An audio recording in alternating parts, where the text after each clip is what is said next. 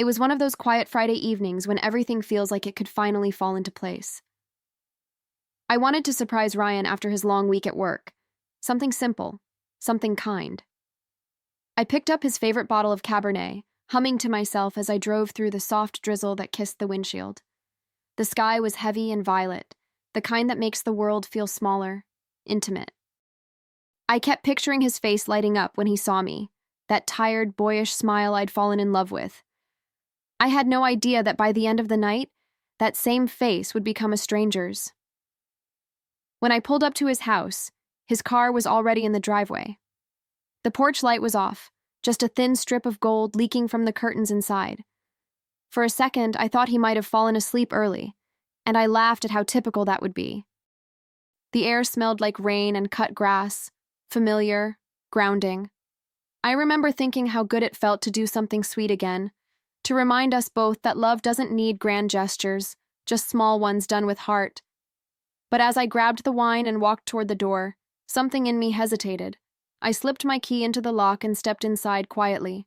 The living room was dim, just the TV's glow flickering faintly across the walls.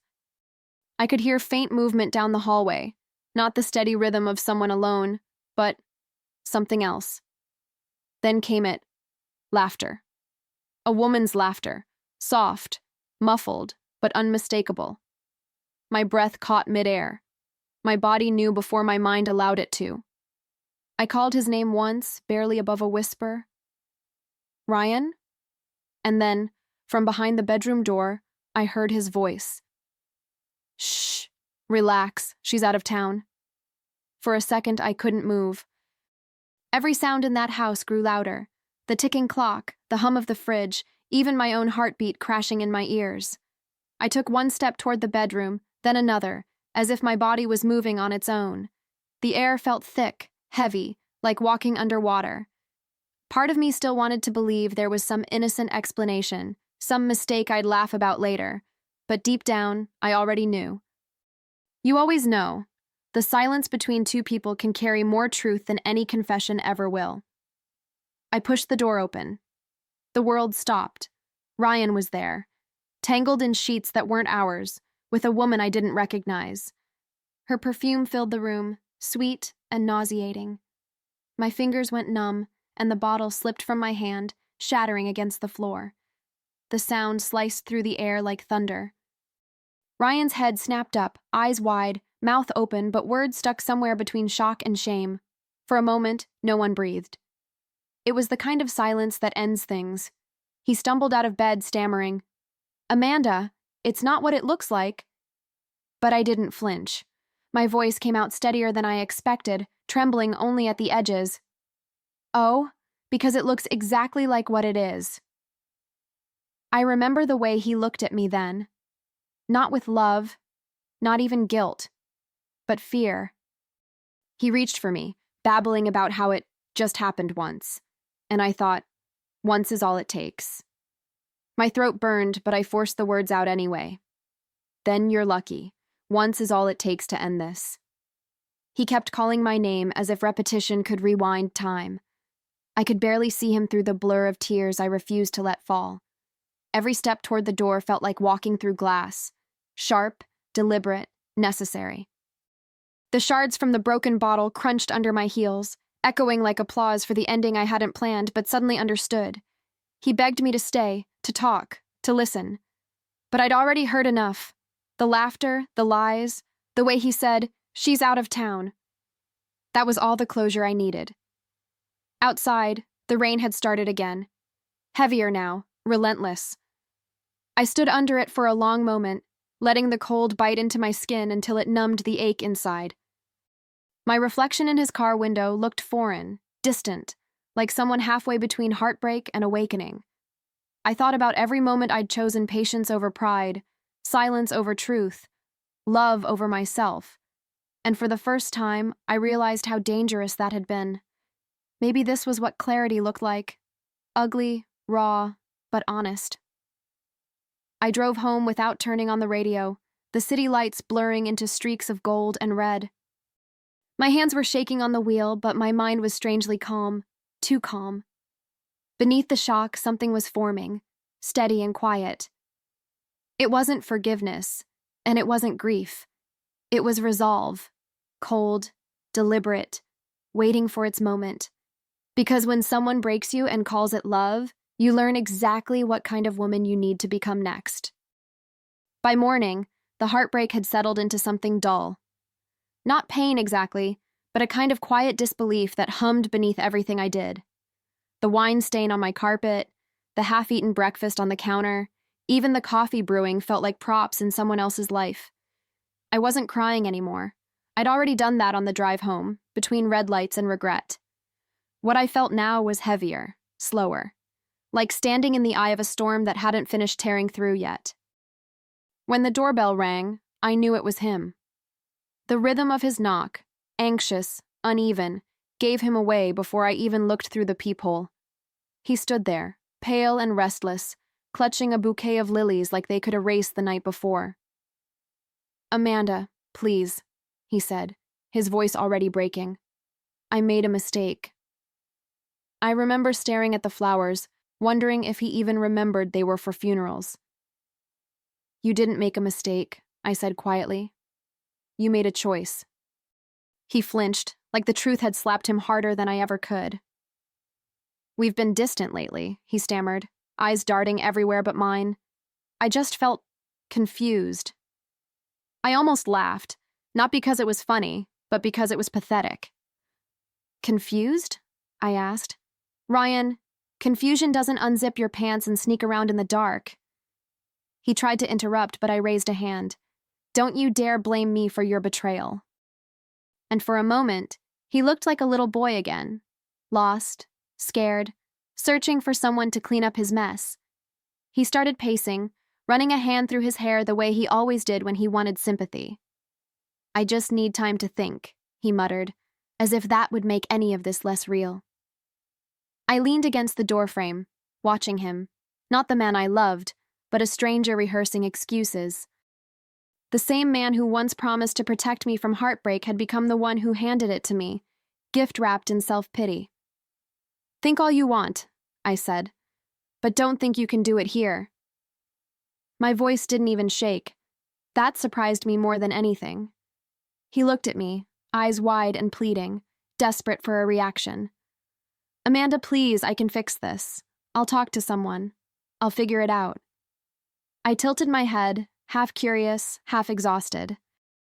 "Who, Ryan? A therapist? A priest?" He hesitated. "My mom," he finally said, almost like a child confessing to breaking a toy. And that was it. The absurdity of it all hit me so hard I almost laughed. Of course. Mommy would make it all better. Mommy would tell him he wasn't to blame. I opened the door wider, motioning toward the hallway. "Then go ahead," I said flatly. "Let her fix you. She's been doing it your whole life anyway." He stood there for a second, searching for words, then stepped outside like a man walking to his own execution. The door clicked shut between us, soft but final. I leaned my back against it, feeling the weight of every lie he'd ever told slide off me like ash. For the first time in years, I felt something unfamiliar but electric, freedom, laced with fury. And I knew, deep down, that this story wasn't over yet. After he left, the apartment felt painfully quiet, the kind of silence that doesn't comfort, only reminds you of what's missing. I walked around slowly, picking up pieces of my evening like evidence, the cracked wine glass I hadn't thrown away, his jacket still hanging over the chair, the faint trace of his cologne that clung to the air like smoke after a fire. It's strange how betrayal doesn't scream. It whispers over and over in the smallest corners of your life. And in that silence, I started realizing something dangerous. I wasn't broken. I was awake.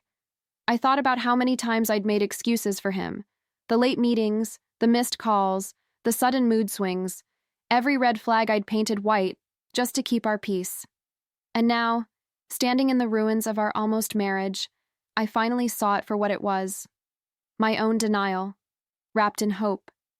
The kind that convinces you love means staying, forgiving, understanding.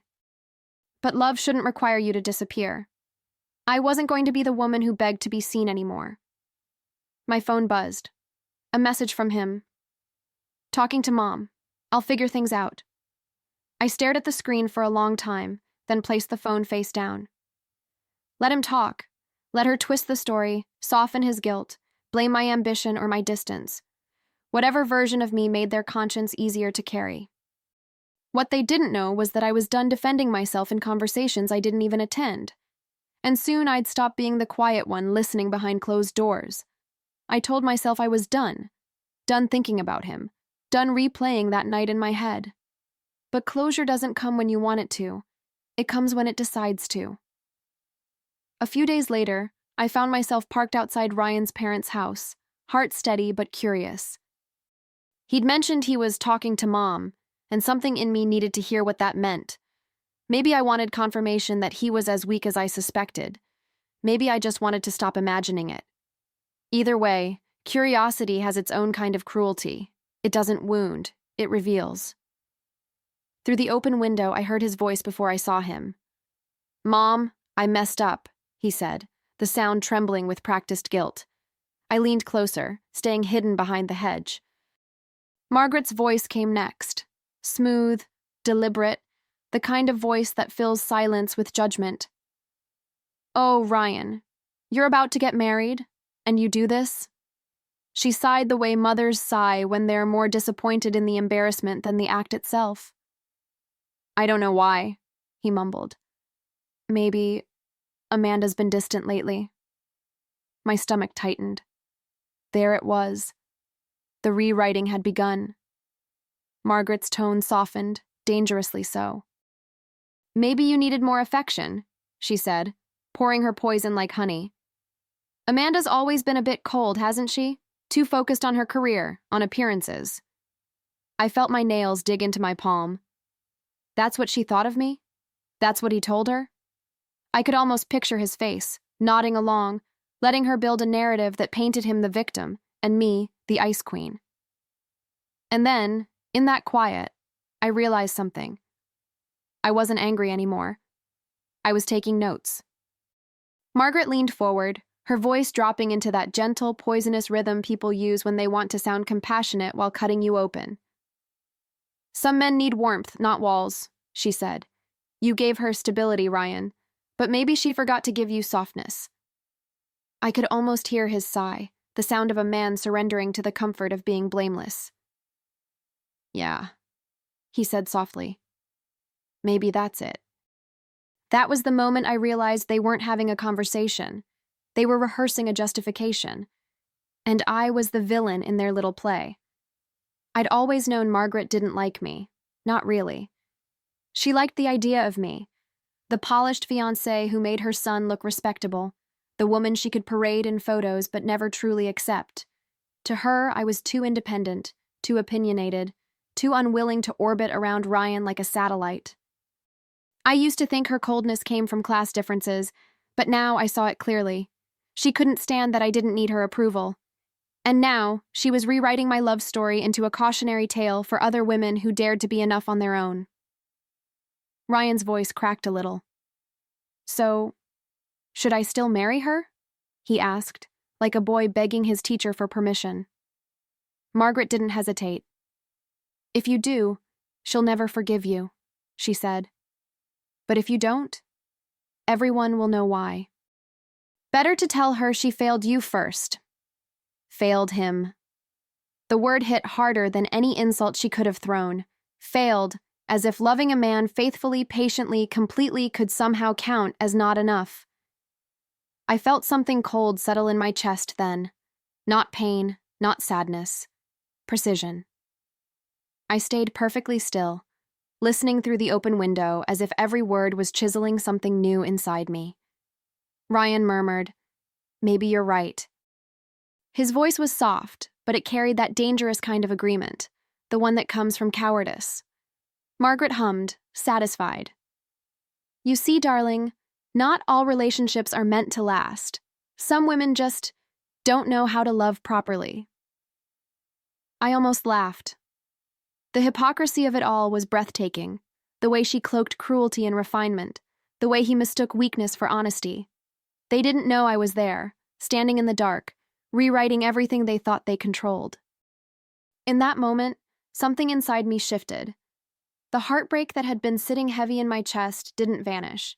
It evolved. It turned sharp, deliberate, focused.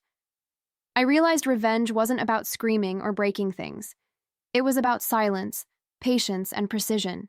3 things I had in abundance. I wouldn't confront them that night or the next. I would wait. I would plan. And when it was time, they would both understand what it feels like to be exposed, not for what they pretended to be, but for who they truly were. As I walked away from the house, the night air felt different, colder but cleaner. The moonlight caught the edge of my reflection in the car window, and for the first time, I didn't see a woman undone. I saw a woman rewriting her story, one move at a time. They thought I was the problem, the one who didn't give enough love. Fine. I'd give them something else instead, a lesson, and it would be the kind you never forget. A week later, I called Ryan. My voice was steady, almost gentle, the kind of tone that makes guilty men hopeful. I told him I wanted to talk, that maybe we owed each other one final conversation before deciding anything permanent. He jumped at the chance, of course. "Come to my parents' house," I said softly. "Let's make it easy for everyone." I could practically hear Margaret coaching him in the background, whispering about forgiveness and appearances. They still thought they were the ones writing the ending. That was the beauty of it. When I arrived, the air inside that house smelled like control. Lavender polish, old books, and something colder underneath. Margaret greeted me with a smile so practiced it could have been painted on. "Oh, darling," she said, her pearls catching the light. "I'm glad you're giving him another chance." Ryan stood beside her, eyes full of guilt and relief, like a child caught between 2 teachers. I smiled back, but there was no warmth in it. "Actually," I said, "I came to thank you." The room stilled, confusion flickering across their faces like a shadow. "Thank me?" Margaret asked, still smiling but slower now. "For what, dear?" I met her eyes, calm and deliberate. "For clarity," I said. "You helped me realize something I should have seen a long time ago." Ryan stepped closer, searching my face for some sign of softness, some opening he could crawl through. "Amanda," he whispered, "does this mean we can try again?" I almost pitied him then. Almost. Because he still believed this was about love, when really it was about truth. I took my time before answering him, letting the silence stretch just long enough to make them both uncomfortable. "I did a lot of thinking this week," I said, smoothing the sleeve of my coat like it was part of the conversation, "about love, loyalty, and the difference between making a mistake and making a habit out of disrespect." Margaret's smile faltered, just slightly, but enough for me to notice. "I realized," I continued, "that I've spent years trying to prove my worth to people who confuse control with care." My gaze drifted to Ryan. "And I'm done proving anything." He blinked, confused. "Amanda, what are you saying?"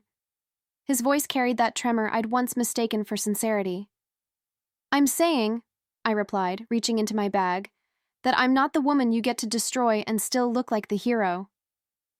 I pulled out an envelope and placed it on the coffee table. Margaret frowned, leaning forward. "What is this?" she asked, suspicion creeping into her voice.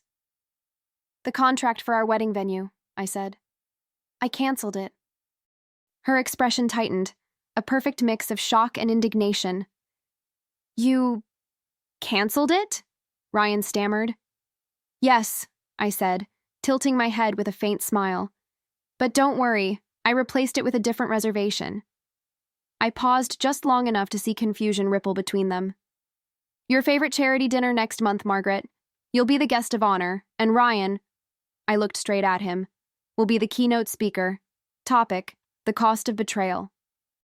Her face drained of color, her lips parting without sound. Ryan's shoulders slumped, the panic finally setting in.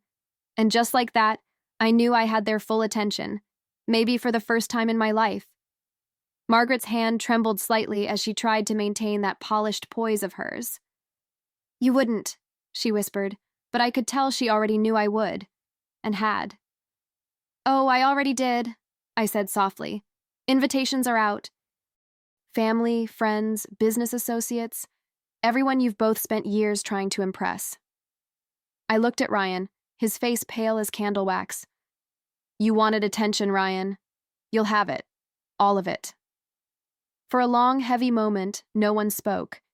Even the ticking clock on the mantel seemed to hesitate, as if it knew better than to interrupt. Ryan finally exhaled, rubbing his temples like a man waking from a nightmare. Why would you do this, Amanda? He asked, his voice breaking somewhere between anger and disbelief. Because you taught me something, I said, standing slowly. Love without respect is just self-destruction dressed in devotion, and I'm done destroying myself. I glanced at Margaret, whose expression had hardened into something almost unrecognizable. You always said some lessons must be learned the hard way. Consider this your seminar. My tone stayed calm, kind even, and that made it sting more. I turned toward the door, my heels clicking against the floor like punctuation marks. You wanted warmth? I said without looking back. You'll feel the heat soon enough. I left them there, frozen in the perfect stillness of their own hypocrisy. The evening air outside felt like liberation, sharp, honest, and new.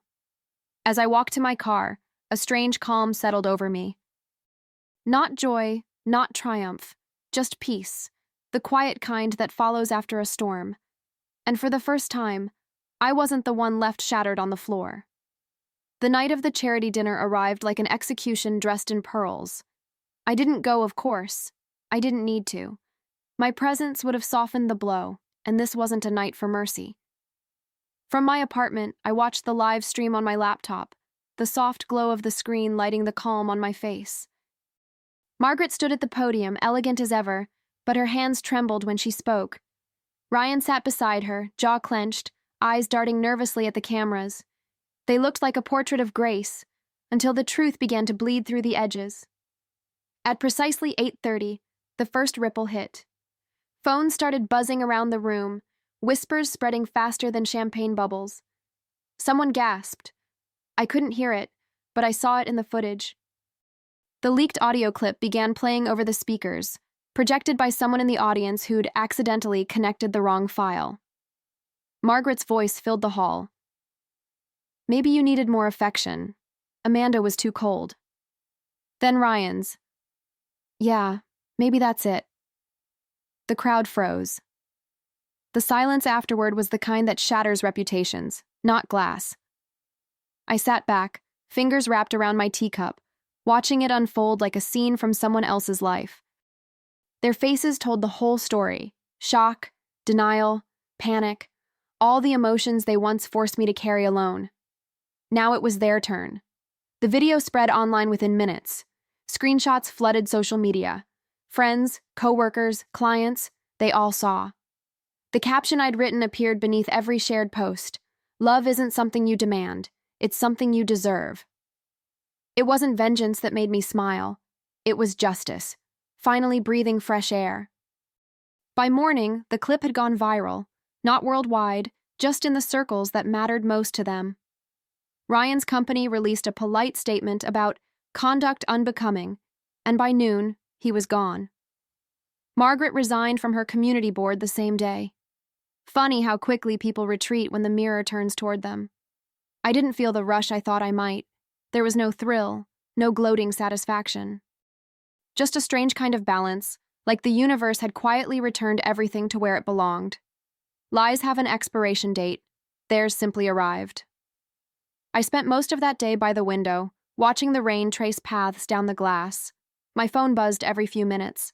Messages from mutual friends, journalists, even a few apologies from people who had believed their version of me. I didn't answer any of them. I wasn't interested in explaining myself anymore. Silence had done what words never could. It exposed them, stripped them bare in front of everyone they'd worked so hard to impress. My story didn't need defending. It had already spoken for itself. Later that evening, I stepped out onto the balcony with a cup of tea. The city glowed beneath me. Endless lights, each one holding someone else's story of love, betrayal, or redemption. I thought of Ryan's voice that night, trembling as he lied.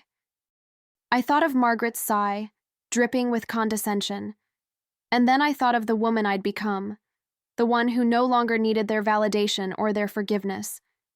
They had wanted to cast me as the villain. I simply rewrote the script and made myself the author. In the days that followed, people talked. They always do. Some called me heartless, others called me brave. The truth? I didn't care what label they chose anymore. I'd spent too many years letting other people narrate my story, bending myself into versions that made them comfortable. Now, there was only one version left. Mine. Revenge wasn't about destruction. It was about revelation. They'd both been hiding behind the image of a perfect son and a perfect mother. I just turned on the lights. One morning, I caught my reflection in the mirror and barely recognized her. Not because she looked different, but because she finally looked whole. There was a calmness in my face, a quiet that came from surviving something that should have broken me. I realized I didn't need Ryan's apology or Margaret's regret. What I needed was space, room for myself, for silence, for peace. Healing, I learned, isn't loud. It's the steady rhythm of choosing not to go back. That night, I closed my laptop for good on the story of them. The headlines would fade, the gossip would settle, and eventually their names would stop echoing in the corners of my mind. But mine would stay. Not as the woman who was betrayed, but as the woman who saw through the lies, stood tall, and rewrote her ending. Some people heal by forgiving. Others heal by remembering. I healed by ending the performance. And as I turned off the light, the world finally felt quiet enough to start over. Months passed. Life, in its quiet way, rearranged itself. The mornings didn't feel heavy anymore. They just existed.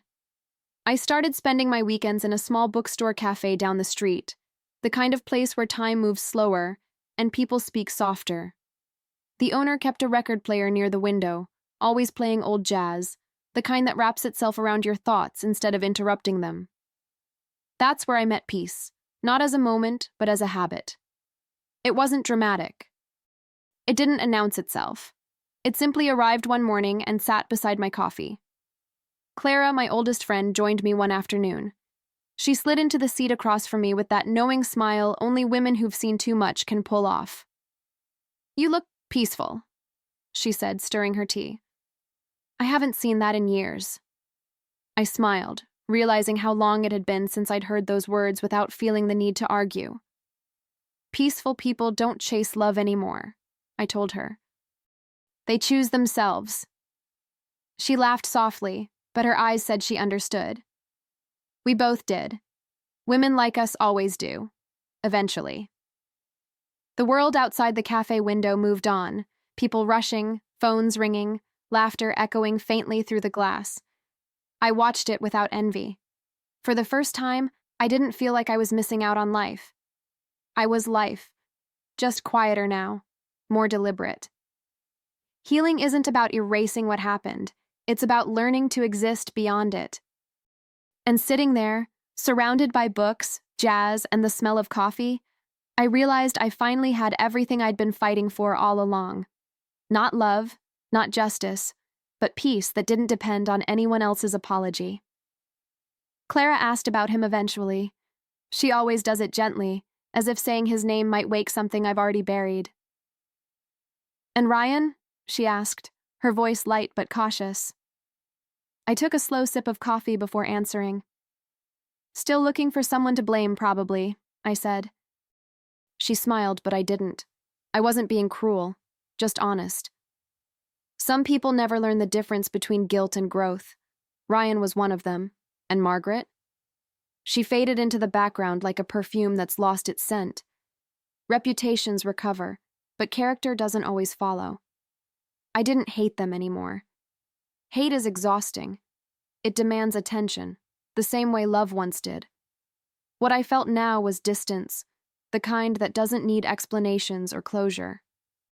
I'd stopped checking their social media, stopped wondering if they ever regretted it. Maybe they did, maybe they didn't. Either way, it no longer belonged to me. Letting go, I learned, isn't a single decision. It's 100 tiny choices you make every day to stop replaying, to stop defending, to stop bleeding for people who never learned how to hold you gently. Sometimes I still think about that night, not with pain, but with gratitude. It was the night everything ended, yes, but it was also the night I began. I used to think revenge was about winning, proving something, getting even. But it isn't. It's about reclaiming the part of yourself they thought they could break. And in that quiet cafe, with the hum of life around me, I realized I'd done exactly that. I hadn't just survived them, I'd outgrown them. Before leaving the cafe that day, I finished my coffee and closed the book I'd been pretending to read. Life, I realized, isn't about avoiding pain. It's about deciding who you'll be once it's over. Clara hugged me goodbye, whispering, "You're glowing." Maybe I was. Not the glow people mistake for happiness, but the one that comes after surviving something you thought might end you. I walked home slowly, taking the long route, just to feel the sun on my face again. It felt like forgiveness, not for them, but for myself. That evening, I stood by the window as the city softened under the gold of sunset. The same skyline that once looked harsh now felt like an old friend, imperfect, but still standing. I thought about all the versions of me that had existed, the one who loved blindly, the one who broke, the one who planned, and finally, the one who let go. Every version had led me here, to a woman who no longer needed to prove she was enough. Peace, I realized, isn't the absence of pain. It's the confidence that you'll never settle for it again. I turned off the light, feeling that rare kind of silence that hums with completion. Maybe love had failed me, or maybe it had just taught me what self-respect looks like. Either way, I was grateful. As I walked toward bed, I whispered to the empty room. They said I didn't give him enough love. Turns out I was giving it to the wrong people. And if there's one truth I've learned from all of this, it's this. Some lessons burn, but once the smoke clears, you finally see who deserved the fire.